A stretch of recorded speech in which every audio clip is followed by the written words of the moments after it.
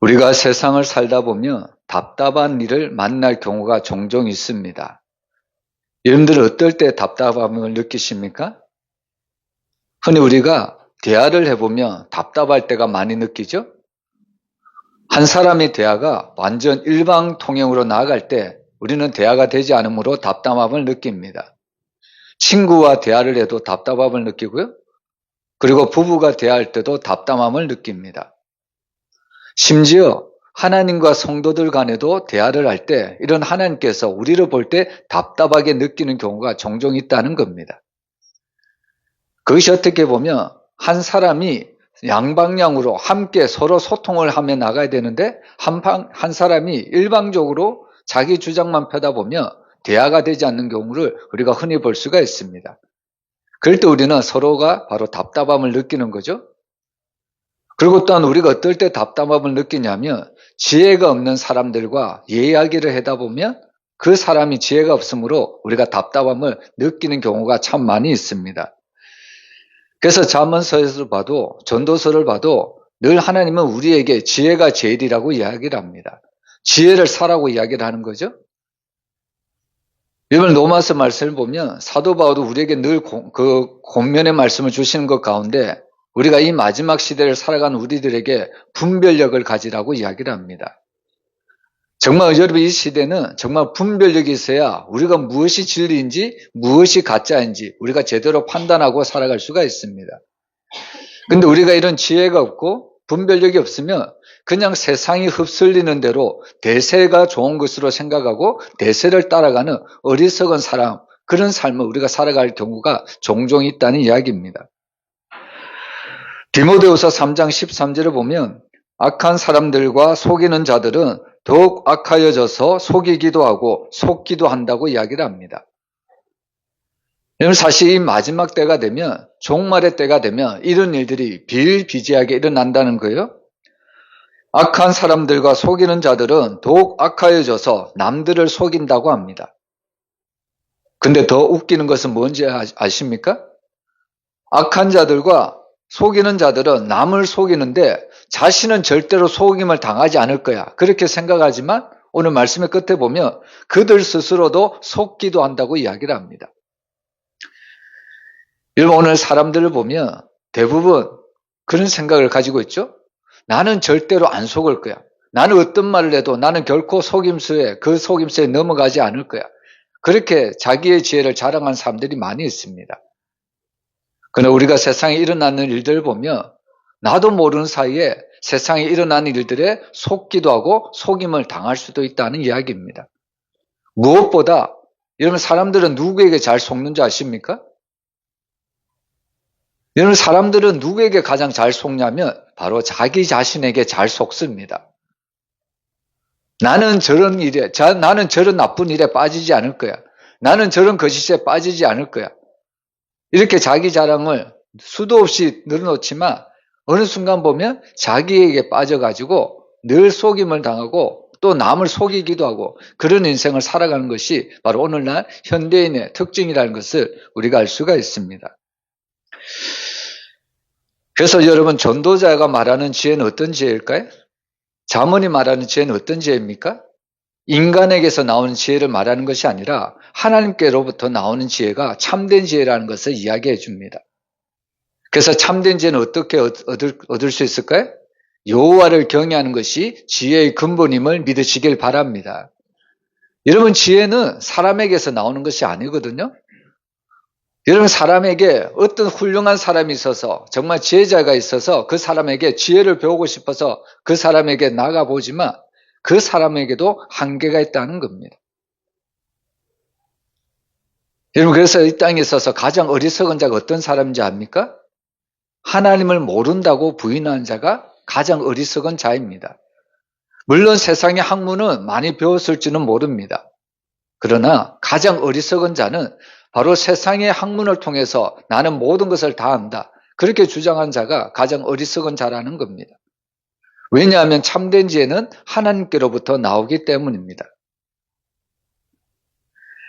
그래서 오늘 전도서 7장 11절에 보면 지혜는 유상같이 아름답고 햇빛을 보는 자에게 유익이 된다고 이야기를 합니다.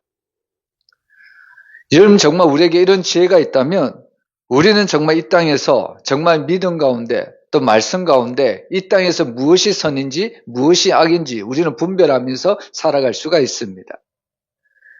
그래서 오늘 전도자는 또 잠언은 항상 우리에게 지혜가 제일이고 지혜를 구하고 지혜를 찾을 것을 이야기를 하고 있습니다. 그래서 오늘 저는 오늘 본문에서 말하고 있는 지혜의 유익 세 가지가 무엇인지 한번 살펴보려고 합니다. 여러분 첫 번째는 이 지혜자는 재물을 아름답게 합니다. 우리 12절 말씀 우리 한번 같이 읽어보겠습니다. 지혜의 그늘 아래에 있음은 돈의 그늘 아래에 있음과 같으나 지혜에 관한 지식이 더 유익함은 지혜가 그 지혜 있는 자를 살리기 때문이니라. 아멘.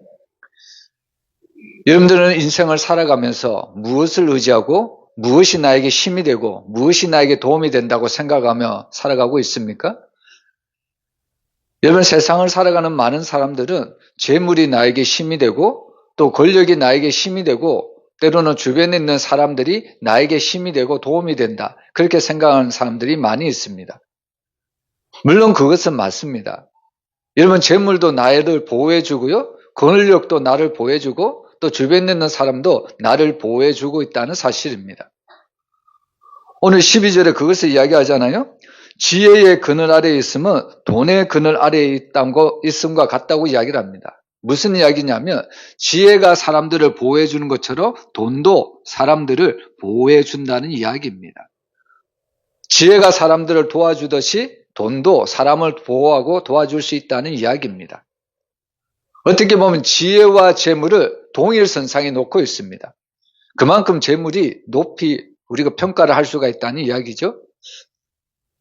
근데 중요한 것은 지혜도 사람을 보호할 수 있고 돈도 사람을 보호할 수가 있지만 그런데 그 뒷구절에 보면 지혜에 관한 지식이 더 유익하다고 이야기를 하고 있습니다. 지혜도 우리를 보호하고 돈도 우리를 보호하지만 결국에 그 지혜와 돈 가운데 어느 것이 더 우리에게 유익을 하냐면 지혜가 더욱더 우리에게 유익하다는 것을 우리에게 말씀해 주고 있다는 사실입니다. 우리가 그 예를 어디서 살펴보냐면 바로 요셉을 통해서 살펴볼 수가 있습니다. 우리가 한번 생각해 보면 여러분 지혜자가 많은 재물을 가졌어요. 그러면 지혜자가 그 가진 재물 때문에 자기 한 사람만 잘 사는 것이 아니라 주변에 많은 사람들을 살려내는 것을 우리가 볼 수가 있습니다. 그 사람이 누구냐면 바로 요셉이라는 인물입니다. 여러분 요셉이 바로가 꾼 꿈을 해석을 해주죠. 그리고 바로가 꾼 꿈을 해석해 주자 이 바로가 요셉을 아주 높은 자리에 올립니다. 어떻게 보면 애굽의 제2인자로 올리는 거죠. 그러면서 이 바로가 요셉에게 뭐라고 이야기하냐면 내가 너보다 높은 것은 자리뿐이다. 이렇게 이야기를 합니다.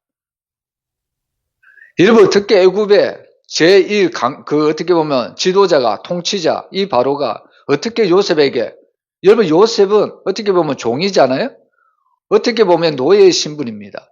어떻게 이 요셉에게 이런 이야기를 할 수 있었을까요? 그것은 바로 요셉에게 무엇이 있었을까요? 성령의 지혜가 있었기 때문입니다. 이 바로가 꾼 꿈을 아무도 해석해 주지 못하는데 요셉이 성령의 감동을 받고 이 바로가 꾼 꿈을 해석을 해 주었다는 겁니다. 근데 더 큰 지혜는 어떤 지혜일까요? 여러분 우리가 살다 보면 어떤 사람에게 문제가 있습니다. 근데 그 문제에 대해서 우리가 그 문제에 대한 진단을 해줄 수도 있습니다. 종종 그런 경우도 있죠. 근데 비록 우리가 그 사람이 처한 그 문제를 우리가 진단을 해줄 수 있지만 그러나 더 큰 어려움은 뭐냐면 진단을 해주지만 그 사람이 그 어려움에서 어떻게 해결해 나갈지 어떻게 그 어려움에서 벗어나게 해줄지 해결책은 제시해 주지 못한다는 것입니다. 여러분 바로의 신하들도 어떻게 보면 이 바로가 꾼 꿈을 어떻게 보면 해석해 줄 수도 있었겠죠. 근데 어떻게 보면 인간사의 지혜는 그것까지입니다. 문제만 진단하는 경우가 많습니다. 문제를 진단했으면 그 문제를 어떻게 대처하고 어떻게 해결해 나갈지 이것이 더 큰 지혜가 필요한데 세상사에서 말하는 지혜는 문제만 바로 진단하는 경우가 너무나도 많이 있다는 거죠. 근데 요셉은 어떻습니까? 바로가 꾼 꿈을 통해서 바로가 지금 당한 문제를 진단만 할 뿐만 아니라 그 바로가 꾼 꿈을 통해서 해결을 해 나갈 수 있는 지혜까지도, 문제 해결책도 바로 이 요셉이 바로 제시를 했다는 겁니다. 우리가 잘 알듯이 바로가 꾼 꿈은 7년 대풍년이 있은 후에 그 후에 7년 대환란이 있을 것을 이야기하는 꿈입니다. 여러분, 분명히 요셉은 이 꿈을 바르게 진단했죠? 그리고 여기서 멈추는 것이 아니라 이 요셉은 7년 대풍년 때 모았던 그 많은 재산을, 모아놓은 많은 곡물을 그 해에 다 소비하지 말고 그 위에 있을 7년 대흉년을 대비하기 위해서 각 성에 그 양식을 저축하고 예비할 것을 바로 이야기를 했다는 겁니다. 여러분, 그 결과로 어떻게 되었을까요? 이 요셉의 해결책을 통해서 요셉 한 사람만 높아지고 요셉 한 사람만 생명을 얻었을까요? 그렇지 않잖아요? 요셉의 바른 지혜를 통해서, 그 지혜를 통해서 일단은 그 애굽인들의 생명이 연장이 되었습니다. 애굽인들의 생명만 연장된 것이 아니라 천하각국의 많은 사람들이 그 양식을 사러 애굽 땅에 몰려옴으로써 그 애굽인뿐만 아니라 많은 사람들의 생명도 바로 이 요셉의 지혜를 통해서 살려냈다는 겁니다. 사람의 생명뿐만 아니라 바로 수많은 양떼, 가축들까지도 이 요셉이 양식을 저축함으로 수많은 가축들도 생명을 얻을 수가 있었다는 이야기입니다.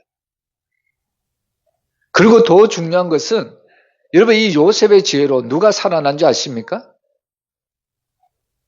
야곱의 가족이 다시 살아날 수가 있었다는 겁니다.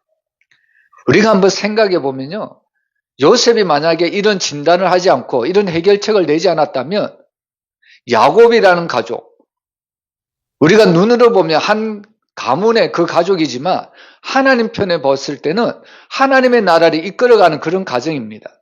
그런 가정이 기근 때문에 다 굶어 죽는다. 어떻게 되겠습니까?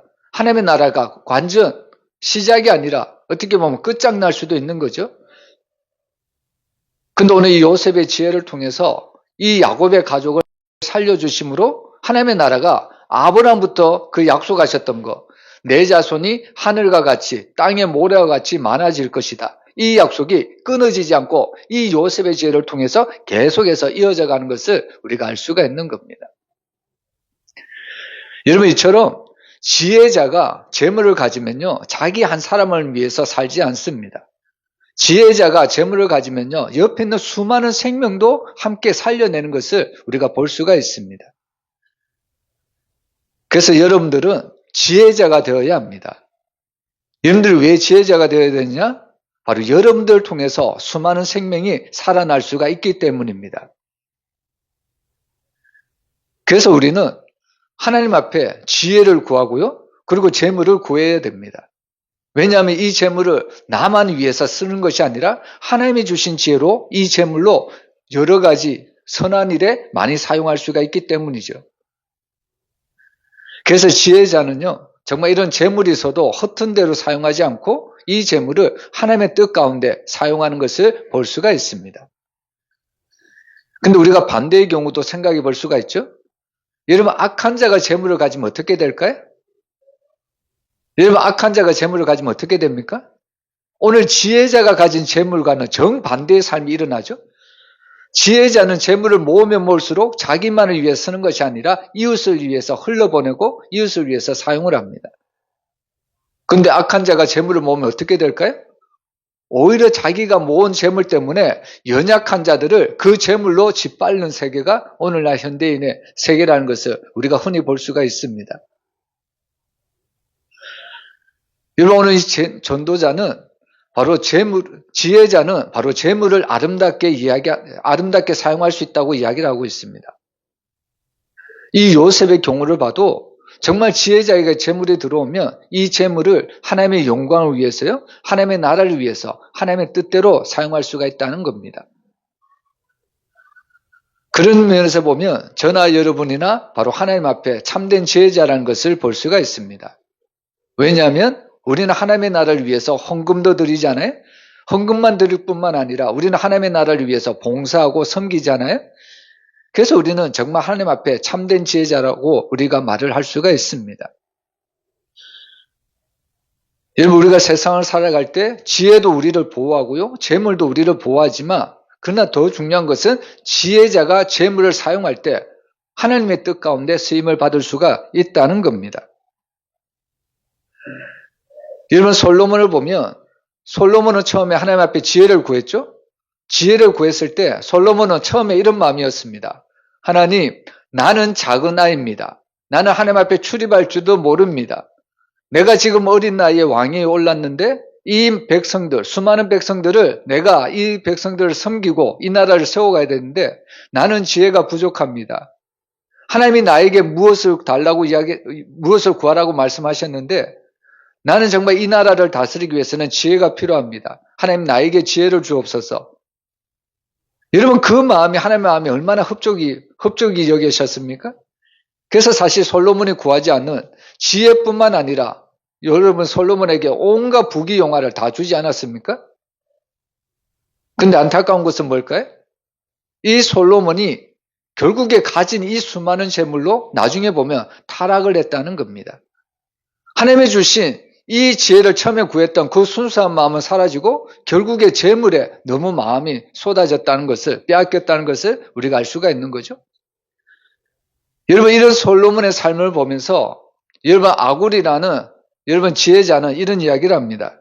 여러분, 잠언서 30장 7절에서 9절 말씀 우리 한번 같이 읽어보겠습니다. 내가 두 가지 일을 주께 구하였사오니 내가 죽기 전에 내게 거절하지 마시옵소서.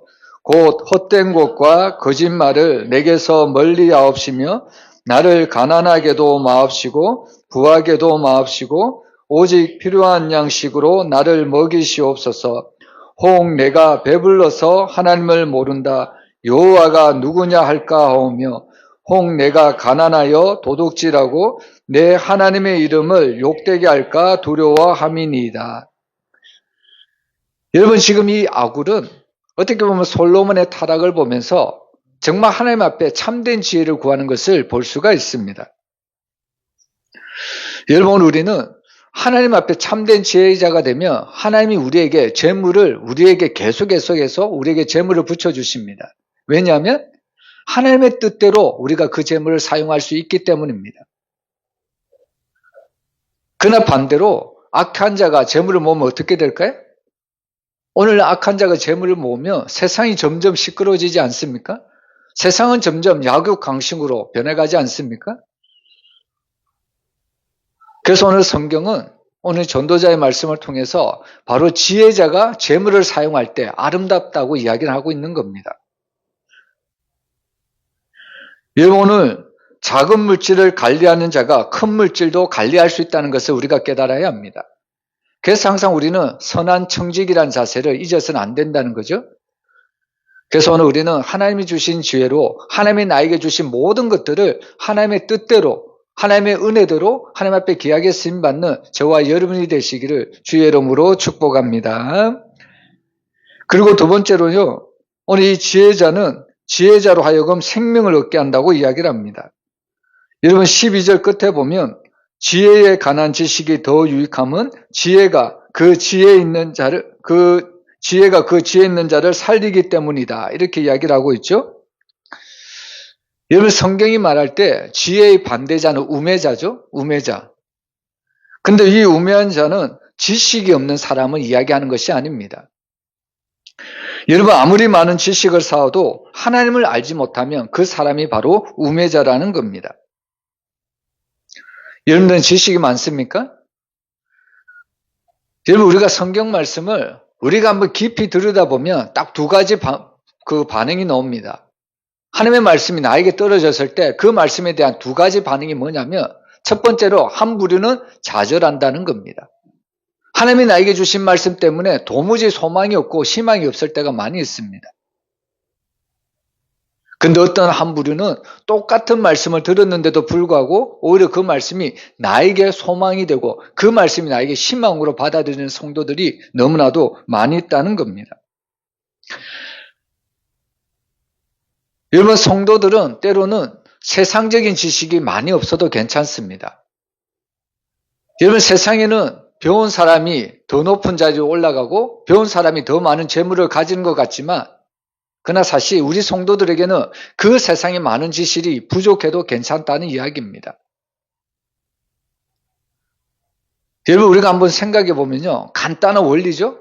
여러분, 부자가 하나님을 의지할까요? 아니면 가난한 자가 하나님을 더 의지할까요? 어떤 자가 하나님을 더 의지할 것 같습니까? 부자가 하나님을 찾을 것 같습니까? 아니면 가난한 자가 하나님을 더 찾을 것 같습니까? 우리가 잘 알듯이 부자보다는 가난한 자가 하나님을 더 찾고요, 가난한 자가 하나님을 더 의지할 수밖에 없다는 겁니다. 여러분, 우리가 세상을 따라갈 때 우리는 때로는 연약하고 부족할 수도 있습니다. 그러나 오히려 그것들 때문에 내가 주님을 더 찾게 되고 주님만 더 의지하게 된다면 그것이 우리에게 소망이 되지 않을까요? 그래서 똑같은 말씀을 우리가 들었지만 그 말씀에 세상 사람들은 못 견뎌합니다. 힘들어합니다. 그 말씀 때문에 좌절하고 낙심하고 일어서지 못한다는 거예요. 그러나 믿는 사람은 어떨까요? 똑같은 말씀을 들었음에도 불구하고 그 말씀 때문에 오히려 하나님의 품으로 더 가까이 가는 성도들이 있다는 겁니다. 시편에 나오는 다윗이 그렇다는 거예요. 여러분, 시편은 지금 다윗의 삶을 보면 사방에 우겨삼을 당하고 있습니다. 누구도 도와주지 않습니다. 사방에 적들이 가득합니다. 이런 환경 가운데 세상 사람들이라면 소망을 발견하는 것이 아니라 좌절하고 낙심할 수밖에 없는 거죠. 더 이상 나에게는 살 소망조차 없다고, 끊어졌다고 이야기를 하는 겁니다. 그런데 똑같은 환경인데 다윗은 무엇이라고 고백할까요? 여호와는 나의 피난처시요, 여호와는 나의 구원이시요, 여호와는 나의 머리를 드시는 자라고 이야기를 합니다. 여러분, 참된 지혜는 무엇이냐면요, 하나님이 주신 환경을 따라가는 삶이 아니라, 여러분, 하나님이 주신 지혜는 무엇이냐면 하나님 자체를 구하는 것이 참된 지혜라는 것을 믿으시길 바랍니다. 그래서 여호와를 경외하는 것이 지혜의 근본이라고 말씀하는 겁니다. 우리는 흔히 신앙생활할 때 하나님, 나에게 이런 복을 주옵소서, 나에게 이런 형통한 삶을 주옵소서, 나에게 정말 편안한 그런 삶만 허락하여 주옵소서, 우리가 이렇게 기도할 때가 많이 있죠. 우리가 환경을 하나님 앞에 구할 때가 참 많이 있습니다. 근데 정작 우리는 환경을, 하나님께서 우리에게 좋은 환경을 달라고 기도는 하지만 정작 하나님을 구하는 기도는 잘 들리지 않는다는 겁니다. 여러분, 탕자의 비유를 보면 둘째 탕자는 여러분 아버지의 것이 이 아들의 모든 것이 됩니다. 사실 아버지의 것은 이 자녀의 것이 된다는 거예요. 그럼에도 불구하고 이 자녀는 아버지의 것을 어떻게 보면 마치 자기의 것으로 생각하고 그것을 가지고 나가버렸다는 겁니다. 아버지 그 자체로만으로도, 그 존재만으로도 이 아들은 풍성한 삶을 살 수 있고 자신의 미래와 보장을 받을 수 있음에도 불구하고 아버지의 것을 자기의 것으로 빼앗아 가지고 세상으로 나가버렸다는 거죠. 우리는 하나님 앞에 기도할 때 정말 하나님, 나에게 이렇게 좋은 환경만 주시옵소서, 이렇게 기도할 때가 참 많이 있는데, 여러분, 사실 그런 환경을 구하는 기도보다 하나님 자신을 구하는 것이 너무나도 중요하다는 겁니다. 우리가 찬송가에 봐도 복의 근원 강림하사, 그 찬양 가사가 있잖아요. 여러분, 하나님은 만복의 근원이심을 믿으시길 바랍니다. 하나님만을 구할 때 하나님은 우리에게 생수의 근원이 되어 주셔가지고요, 우리에게 필요한 모든 것들을 바로 때때로, 시시때때로 우리에게 모든 것을 내려주신다는 사실입니다. 그리고 우리가 신앙생활 할 때 정말 우리가 구해야 될 것은 세상의 것들이 아니라 하나님을 구해야 됨을 믿습니다. 여러분, 빌립보서 3장 8절에 보면 사도 바울이 이런 고백을 합니다. 모든 것을 해로 여김은 내 주 예수 그리스도를 아는 지식이 가장 고상함이라. 내가 그를 위하여 모든 것을 잃어버리고 배설물로 여김은 그리스도를 얻고자 합니다. 이렇게 이야기를 했습니다. 여러분, 사도 바울의 그 예수 그리스도를 만나기 전에는 여러분 사도 바울의 배경은 너무나도 좋았죠? 너무나도 이 사도 바울의 집안은 너무나도 훌륭했습니다. 그는 날 때부터 로마의 시민권을 가졌던 사람입니다. 조금도 부족함이 없는 그런 사람이었습니다. 그랬던 사도 바울이 예수 그리스도를 만나자 뭐라고 고백했다고요? 내가 가진 모든 것들을 해로 여겼다고 이야기를 합니다. 배설물로 여겼다는 거예요. 그렇게 했던 이유가 뭐냐면 바로 예수 그리스도를 알고자, 예수 그리스도를 얻고자 내가 가진 세상의 모든 것들을 다 버렸다고 이야기를 하고 있습니다. 여러분, 이것이 바로 사도 바울의 고백이고 또한 우리의 고백이 되어야 될 줄로 믿습니다. 여러분, 때로는 우리가 세상을 살아갈 때 내가 가진 것 때문에 하나님 앞에 나가지 못한 경우가 종종 있습니다. 여러분, 어린아이의 기도는 어떤 기도일까요? 어린아이의 기도는 너무나도 순수한 기도죠. 너무나도 순진한 기도입니다. 거기에 비해서 어른들의 기도는 어떨까요? 너무나도 많이 오염된 기도라는 것을 알 수가 있습니다. 심지어는 내가 가진 것 이것 때문에 하나님 앞에 가까이 나가지도 못하고 내가 가진 것 때문에 하나님 앞에 드리지도 못하는, 오히려 가진 것들이 하나님께 나가는 장애물이 될 때가 너무나도 많이 있다는 겁니다. 여러분, 그래서 참된 지혜자는 무엇을 구하느냐? 바로 복의 근원이신 하나님을 구하는 자가 참된 복의 근원자이심을 믿으시길 바랍니다. 우리가 그 지혜를 얻으면요, 바로 생명을 얻게 하고 다른 사람에게 또한 생명을 얻게 하는 그런 은혜를 베풀 수가 있다는 이야기입니다. 그래서 오늘 우리는 이 생명의 근원 되신 예수 그리스도를 날마다 우리 인생의 주인으로 모시고 살아갈 때 우리는 그 예수 그리스도로 인하여 생명을 얻을 수 있고요. 그리고 그 얻은 생명을 이웃에게도 동일하게 증가할 수가 있다는 겁니다. 여러분, 오늘 우리가 이 시간 하나님을 구하고 예수 그리스도만 구하시기를 축원합니다. 그래야 할 때 우리는 하나님의 생명을 얻을 수 있고 그 하나님의 생명을 이웃에게 전달할 수가 있다는 이야기입니다. 그리고 세 번째로요, 오늘 지혜는 형통의 날과 공고의 날을 감당하게 한다고 이야기를 하고 있습니다. 우리 14절 말씀 우리 한번 같이 읽어보겠습니다. 형통한 날에는 기뻐하고 공고한 날에는 되돌아보아라. 이 두 가지를 하나님이 병행하게 하사 사람이 그의 장래일을 능히 헤아려 알지 못하게 하셨느니라. 아멘. 여러분, 우매자는 형통한 날이나 공고한 날을 감당하지 못합니다. 여러분, 세상 사람들 보면 형통한 날을 감당할 수 있을 것 같죠? 그렇지 않습니다. 반대로 공고한 날도 감당하지 못합니다. 여러분, 왜 우매자들이 형통한 날을 감당하지 못할까요? 여러분, 믿지 않는 자들에게 형통한 삶, 늘 형통한 삶, 성공의 삶을 허락해 보세요. 여러분, 그 사람들이 겸손할 것 같습니까? 그렇지 않습니다. 늘 나의 삶이 풍족하고 늘 나의 삶이 하는 것보다 잘 되면요, 겸손이 아니라 교만한 길로 나갈 수가 있다는 겁니다. 너무나도 사치와 쾌락으로 빠질 수가 있다는 거예요. 그래서 사실 우매한 자는 형통한 날도 감당하지 못합니다. 그리고 반대로 고난의 날, 공고한 날도 그들은 감당하지 못하는 것을 볼 수가 있죠. 왜 나에게 이런 고통을 주시는가? 왜 나만 이런 시험에 빠지는가? 이러면서 늘 좌절하고 원망하는 것이 바로 우매자의 삶이라는 겁니다. 그래서 사실 우매자의 삶은 형통한 날이나 공고한 날이나 둘 다 감당하지 못하는 사람입니다. 그러면 지혜자의 삶은 어떨까요? 지혜자의 삶은 형통한 삶, 공고한 삶 감당할 수 있을까요? 네, 감당할 수 있습니다. 여러분, 왜 지혜자의 삶이 형통한 삶이나 공고한 삶을 감당할 수 있을까요? 지혜자에게 형통한 삶을 주어보세요. 지혜자가 어떤 반응을 보일 것 같습니까? 교만할 것 같습니까? 결코 그렇지 않습니다. 하나님이 나에게 주신 모든 형통함, 하나님이 주셨다는 것을 인정하고요, 하나님 앞에 감사하게 된다는 겁니다. 그리고 공고한 날을 지혜자에게 줘보세요. 지혜자가 어떤 반응을 할까요? 좌절하고 절망할까요? 물론 처음에는 그럴 수도 있겠죠. 그러나 그 공고함을 통해서 지혜자가 깨닫습니다. 무엇을 깨닫냐면 하나님의 뜻을 깨닫는다는 겁니다. 여러분, 우리가 신앙생활 하면서 늘 우리가 잊지 말아야 되는 것은 하나님이 우리에게 시련을 주시고 하나님이 우리에게 환난을 주시는 것은 결코 아무런 뜻이 없어서 하나님이 우리에게 시련을 주시거나 공고를 주시는 것이 아니라는 겁니다. 그 시험이나 그 어려움 속에는 분명한 하나님의 뜻이 있다는 겁니다.